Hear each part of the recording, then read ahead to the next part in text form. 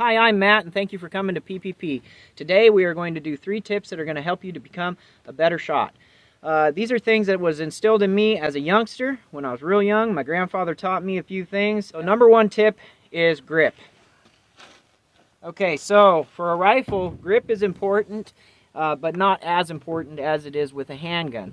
So with a rifle, your grip obviously is going to be down here, but then you have your support hand here. Okay, so what's good about this is you have more points of contact. So with a rifle, when you shoulder a rifle and you bring it up, you've got your cheek, your grip, your main hand, and then your support hand.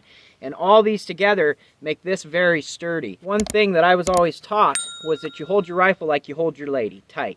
And you grab your rifle, and with your support hand, you're going to pull the rifle in tight. Now, if you're shooting something big, you're going big game hunting and you're shooting something big, this is very important because a bigger rifle is going to kick. With a pistol, your grip is very important. There's what they call a master grip. And what this is when you come from the holster or anytime you grab your pistol, you're going to have a grip that's high on the pistol and that's tight. You're going to want to have your support hand. The palm of your support hand is going to see all this real estate here. You're going to put that there. You're going to put your fingers around and thumbs forward to hold this tight. But you don't want to hold it so tight that you're shaking, because shaking is going to make you end up missing. With this Glock right here, the reset is going to be in, out, and then that's as far as you're going to want to go, because then you can shoot another round. Tip number 2 is not jerking the trigger. Because when you go to fire your weapon and you aim, and you pull the trigger and you jerk. With a bolt action rifle, you're going to have to manipulate the bolt, so you're not going to have to worry so much about trigger reset and trigger control, but you do want to make sure you squeeze the trigger. For any firearm out there, the tip is to squeeze like you're squeezing a balloon or something in your hand. If you squeeze like that with your finger, you don't want to pull it, you don't want to jerk it, you want to squeeze it. And if you can do that, then you'll do just fine.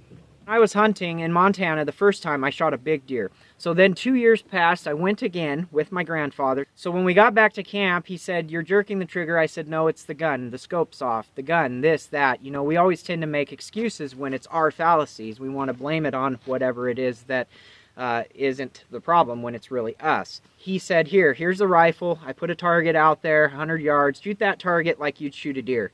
I said, okay. So he handed it to me. I shot the first round. Boom, I missed.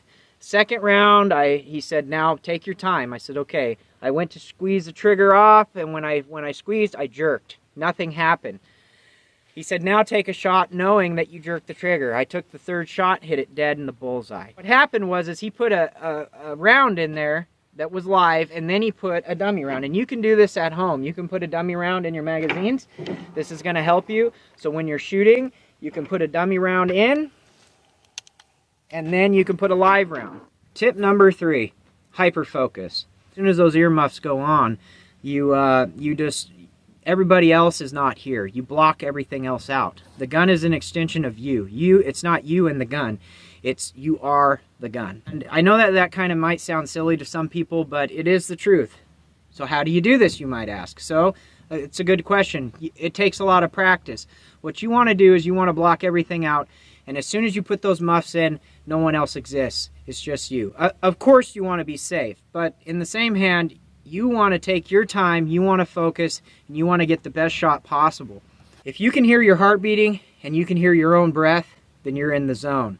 Okay, so if you practice all these 3 tips, I promise that you're going to become a better shot. And if you're already a good shooter, just go out and practice. There are a lot of seasoned people out there that have been shooting for a long time, and I appreciate everybody that watches. If you follow those 3 tips and you practice, you use your grip, you do trigger control or don't jerk the trigger, and use hyper focus, you'll be on your way to being a better shot, a better shooter at the range, and make your friends all go, "Hey, look at this guy."